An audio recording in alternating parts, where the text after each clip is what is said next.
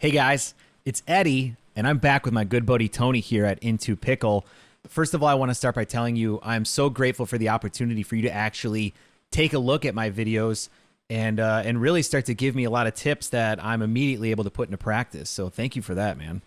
It's my pleasure, Eddie, and I likewise, I said it in the video, but I'll say it here. I appreciate you giving of yourself because really, you're putting yourself out there, not just for yourself to get better, but also for others to get better by being able to watch your videos and see or the good and what needs to be improved actually in terms of your game. And appreciate what you're doing. Of course, and that really is the goal, guys, for us to be able to give you tips that not only can help me specifically, but maybe can help you learn some things as well. Why don't we jump into the most recent video that you watched? I think the first thing that you commented on was maybe some opportunities that I have with my weight transfer. Absolutely. Well, before we get into that, I noted it in the video, but I want to make note of it again, which is the fact that you're really taking this seriously.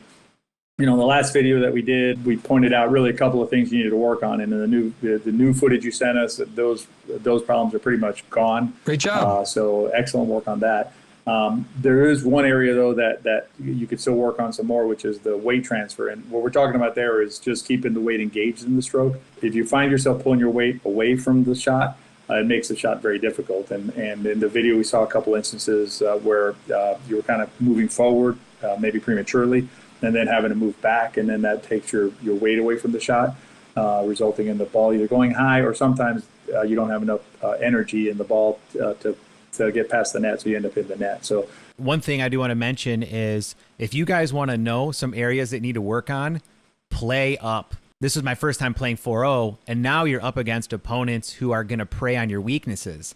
Yeah, if you think about it, the higher up you play, the harder the balls that you're getting, not just in terms of pace, but also placement. If you err by a little bit, you float the ball a little bit, a higher level player is going to pounce on that ball. Well, yeah, definitely appreciate that. It's one thing that I'm going to be much more mindful of. And to me, that comes down to just making sure that I'm in the right position on the court to where I'm not in a bind and unable to transfer my weight. Outside of that, is there anything else that you can kind of recommend to help me when working on making sure that I'm properly transferring my weight into the shot? It's basically similar to what we did when we talked about the leg, keeping the leg down. Focus on your non-dominant shoulder. So in your case, your left shoulder.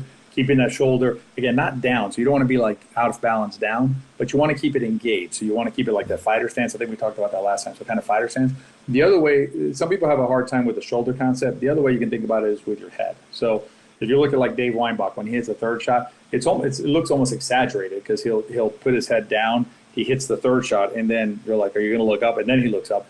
So you can use a similar concept for weight. You got to if you make sure that either your upper body, which the non-dominant shoulder helps, or your head are in the shot. So they're forward and in the shot, then your weight will be in a good position. The other thing that you kind of brought up to me, and you referred to it as moving with the point. Can you talk a little bit more about that? You can think of a pickleball point like it sort of has a rhythm to it, right? Like almost like a dance, right? So, the ball will go to the left, and then, you move with the ball, and then the ball goes to the right, you move with the ball goes to the middle, you kind of adjust for that. So it's kind of like dancing a dance. And it's really important to recognize what's the next step in the dance that you're dancing, right? So what happens sometimes is, and it's a very common problem. I've done it. I think I did a video on that of myself showing, and again, we can link to that video where basically I'm playing against Tom and Tyson, some friends of mine, and I hit my third shot. I believe it was the third shot diagonal, but I came in straight. And so what happened is when the shot's diagonal, I'm coming in straight. It opens up this area. And what Tom did, he just attacked the open area, right, which is what he should do. Basically, follow the action where the action's going to be. That's super important in terms of advancing in the sport. Yeah, I noticed that there were a lot of times in the video where if I watched where my partner Anthony was going, it would have given me a lot more confidence that he had the side to my left or right covered to where I could definitely then go and be in front of the ball where the anticipated return shot was going to be.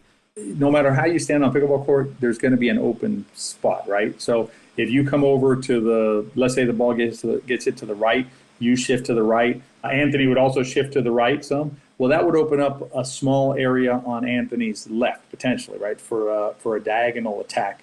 But the reality is that attack is really hard to execute. And so you're opening up a part of the court that's very hard to beat you on. So what you're trying to do is take away the big parts of the court. Think of the middle, right? You never want to get beat down the middle, right? So you want to keep that middle closed. So the down the line shot will be the next biggest angle. And then the smallest angle left on the court will be the cross court, the little kind of pie slice left there. So if you got to leave a spot, which you will, then you want to leave that little tiny spot. You don't want to leave the middle, and you don't want to leave the line. The middle first, line second, pie third. Well, we definitely appreciate that.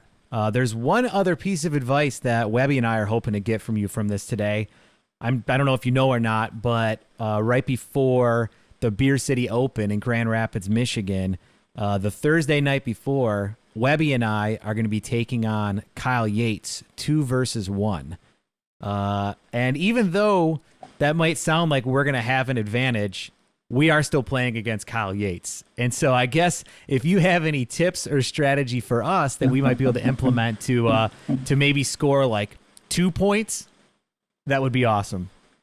Well, I don't know if the 2 versus 1 is actually an advantage or a disadvantage for you guys, because not only is Kyle perhaps the best doubles player in the game, he's also one of the top singles players in the game. So you're going to have to play him on the left and play him on the right. So, in terms of strategy against Kyle, that's going to be tough.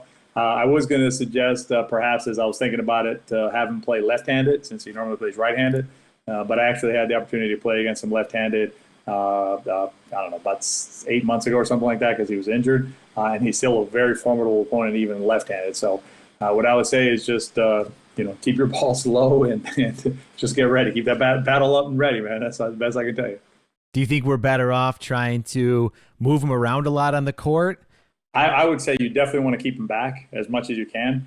And then you just have to watch for the passing shots, because he has excellent passing shots, both cross court and down the line.